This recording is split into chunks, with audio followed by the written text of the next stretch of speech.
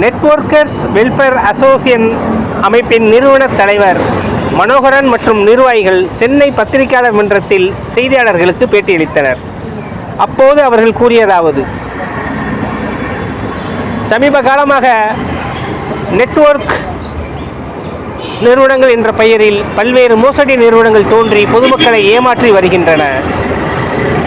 இந்த மோசடியை தடுக்கும் வகையில் நேரடி வர்த்தகத்துறையை டைரக்ட் செல்லிங் வரைமுறைப்படுத்தும் வகையில் கேரள மாநிலத்தைப் போல் தமிழகத்திலும் சட்டம் இயற்றி தனி வாரியம் அமைக்கப்பட வேண்டும். இதன் மூலம் ஏமாற்றும் போலி நிதி நிறுவனங்களிடமிருந்து மக்களை காக்க வேண்டும். போலி நிதி நிறுவனங்களிடம் ஏமாந்த மக்களுக்கு நியாயம் கிடைக்க முன்னாள் நீதிபதி தலைமையில் ஒரு ஆணையம் அமைத்து குறுகிய காலத்தில் நிவாரணம் கிடைக்க வழிவகை செய்ய வேண்டும். நெட்வொர்க் துறையில் ஈடுபட்டுள்ள லட்சக்கணக்கானோர் பயன்படும் வகையில் தனி வாரியம் அமைக்க வேண்டும். இந்த கோரிக்கைகளை அரசியல் கட்சிகள் தங்களது சட்டமன்ற தேர்தல் வாக்குறுதிகளாக அளிக்க வேண்டும். அவ்வாறு அளிக்கும் கட்சிகளுக்குத்தான் தங்களது அமைப்பு ஆதரவளிக்கும். தங்கள் அமைப்பின் கீழ் சுமார் 10 லட்சம் பேர் உள்ளனர் என தெரிவித்தார்.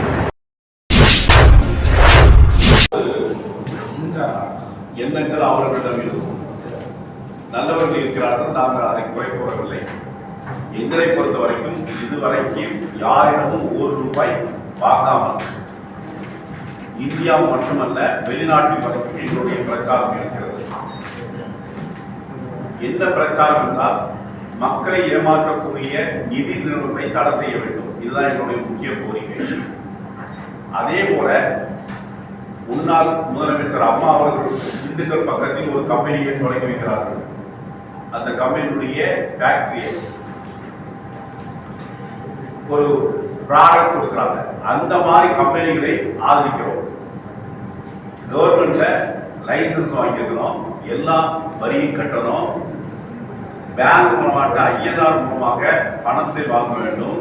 பேங்க் மூலமாக தான் எந்த பேமெண்ட்டோ யாருக்கு இது கொடுத்தாலும் கொடுக்கணும். இதுதான் என்னுடைய முக்கியமான கோரிக்கை.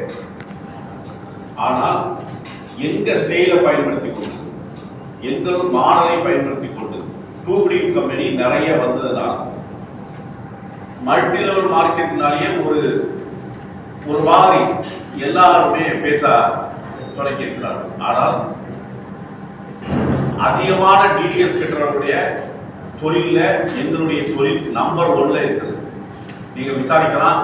டாடா, பிர்லா, ஜியோ எதை வேணாலும் நீங்க பார்த்துருக்கோம். டாப் 10ல எந்த தொழில் இருந்து கொண்டே இருக்கிறது. அதே போல 100க்கு 100% எந்த பிளாக்கும் இல்லாமல், அதாவது பிளாக் சொல்றது பொய் கணக்கோ எதுவுமே எங்கிட்ட எழுத முடியாது. ஏன்னா பேங்க்ல பணம் கட்டி நாங்கள் ப்ராடக்ட் வாங்குவோம். பேங்க் மூலமாக தான் அத்தனை பேருக்கும் பேமெண்ட் போகுது. அல்ல 100க்கு 100 நாங்கள் சரியாக வரி கட்டக்கூடிய ஒரே தொழில்முறை எங்களுடைய மல்டி லெவல் மார்க்கெட்டிங் துறை.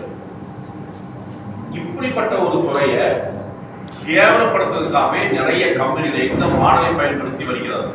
அரசிடம் எந்த லைசன்ஸ் வாங்குவதில்லை, எந்த வரியும் கட்டுவதில்லை, ஐஎன்ஆர் கூட வாங்குவதில்லை, டாலர் வாங்க நேரில் வாங்குவாங்க. எந்த பில்லும் எந்த இதுவும் கிடையாது. அதுக்கு நாங்கள் பணியாளர். இதை எதிர்த்தால் 2009 நாங்கள் அந்த ஆரம்பிச்சு 14 ஆண்டு முடித்து 17 ஆண்டு காலமாக இந்தியா முழுவதும் பிரச்சாரம் செய்து வருகிறோம். 2018 அகில இந்திய அதிமுக ஒரு சட்டத்தை ஏற்றாங்க.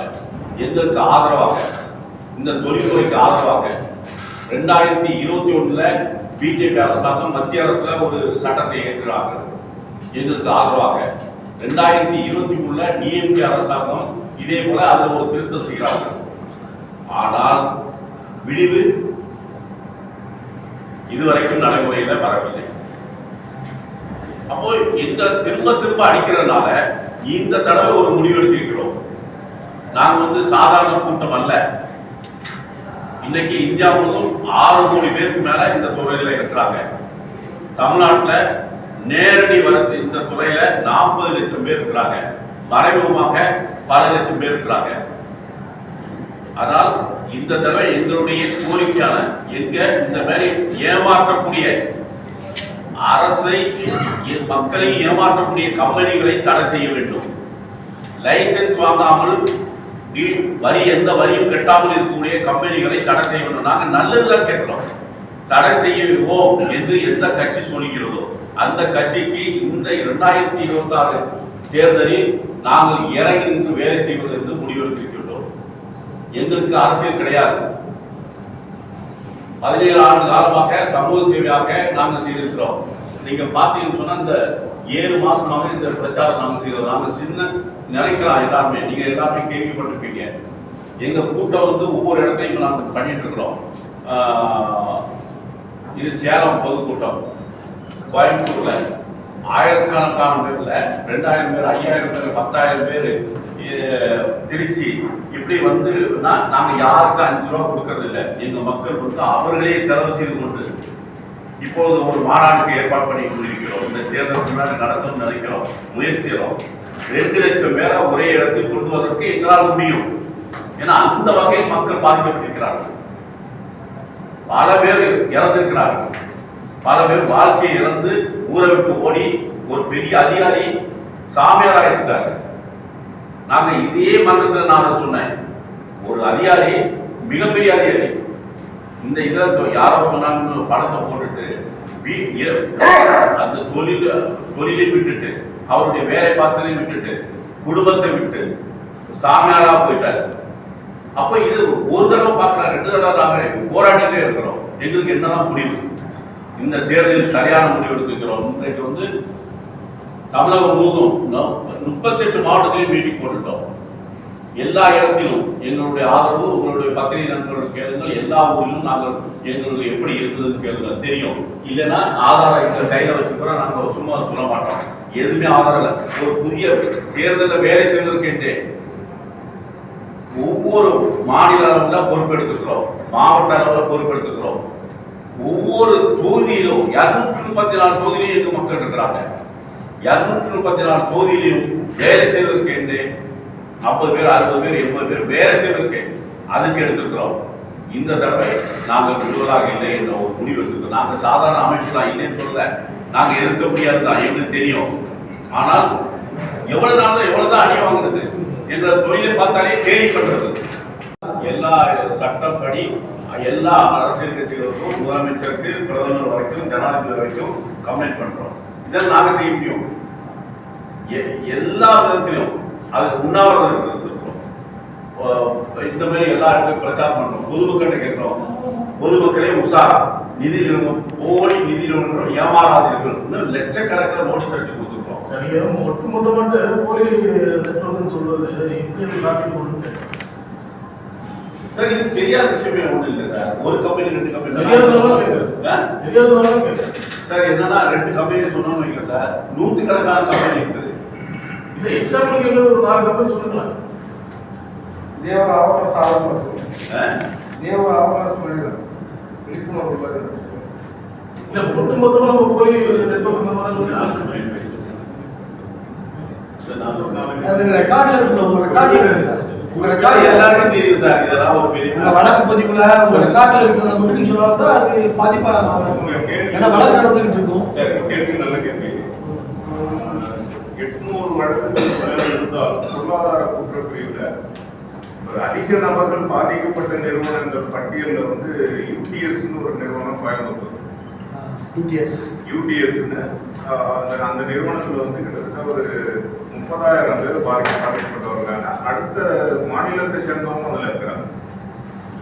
2 பேர் மட்டும் யூடிஎஸ் சொல்றீங்களா? UTS universal trading services.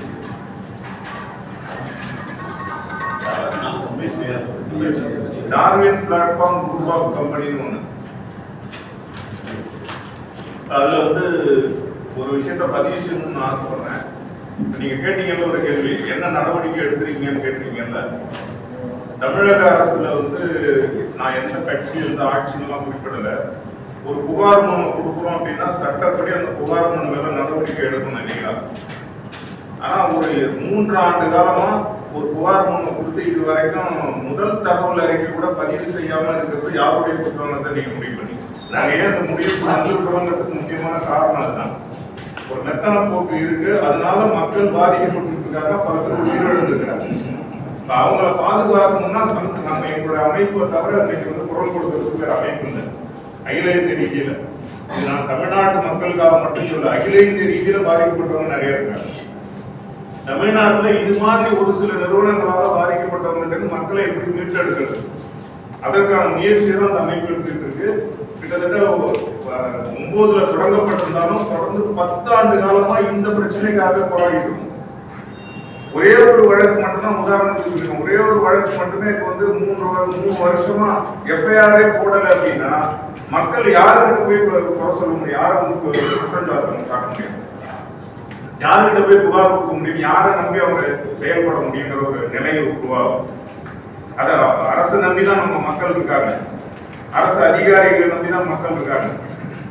மக்கள் மேல அக்கறை அவங்களே எடுத்துக்கலும் போது நாங்க எங்களுக்கு இதை விட்டா வேற வழி இல்லை, இந்த வாய்ப்பை நாங்க பயன்படுத்தணும்னு முடிவு பண்ணி தான் தொடர்ந்து எல்லா மாவட்டத்திலையுமே இந்த கூட்டங்களை நடத்தி மக்களை ஒருங்கிணைக்கிற வேலையை நாங்கள் பண்ணிடுவோம்.